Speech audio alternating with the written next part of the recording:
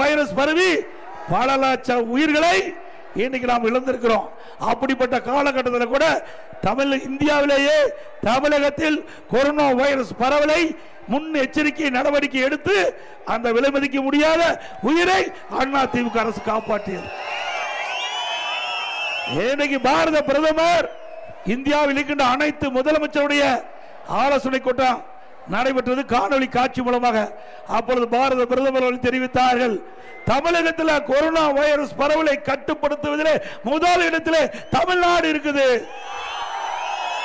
அதே மற்ற மாநிலம் கொரோனா வைரஸ் பரவலை தடுக்கின்ற முறையை தமிழ்நாட்டில் இருந்து நீங்கள் பெற்று அதை முறையாக தடுத்து நிறுத்த வேண்டும் என்று அந்த ஆலோசனை கூட்டத்தில் தெரிவித்தார்.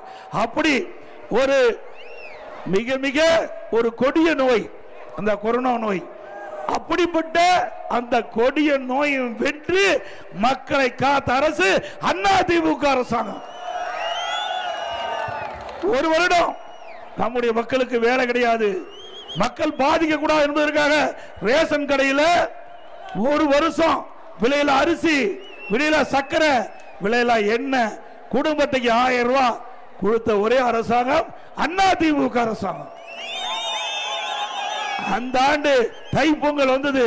இது கிராமம் சூழ்ந்த பகுதி, எல்லா இல்லங்களிலும் தைப்பொங்கல் பொங்க வேண்டும் என்பதற்காக அனைத்து குடும்பத்தையும் 2500 ரூபாய் பொங்கல் பரிசு வழங்கிய அரசாங்கம் அதிமுக அரசாங்கம். இதே போல அம்மா இருசக்கர வாகனம் நம்முடைய கிராமத்தில் வாழுகின்ற சகோதரிகள் வேலைக்கு செல்றாங்க, குறிப்பிட்ட நேரத்துக்கு வேலைக்கு போகணும், வேலை முடிஞ்சு வீட்டுக்கு வரணும். அதுக்காக அம்மா இருசக்கர வாகனம் வாங்கினதுக்கு அதிமுக ஆட்சியில் 25,000 மானியம் கொடுத்தோம்.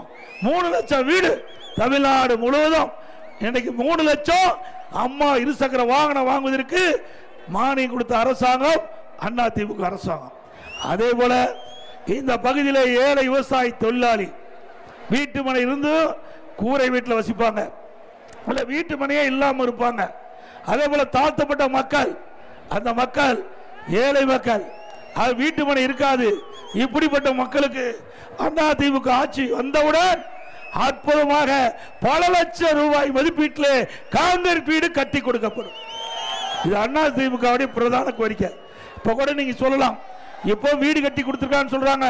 இது மாதிரி வீடு இல்லைங்க, நல்ல தரமா பல லட்சம் ரூபாய் மதிப்புள்ள காங்கிரீட் வீடு இந்த பகுதியில் இருக்கின்ற மற்றும் தமிழ்நாட்டில் இருக்கின்ற அனைத்து ஏழை மக்களுக்கும் கட்டி தரப்படும்.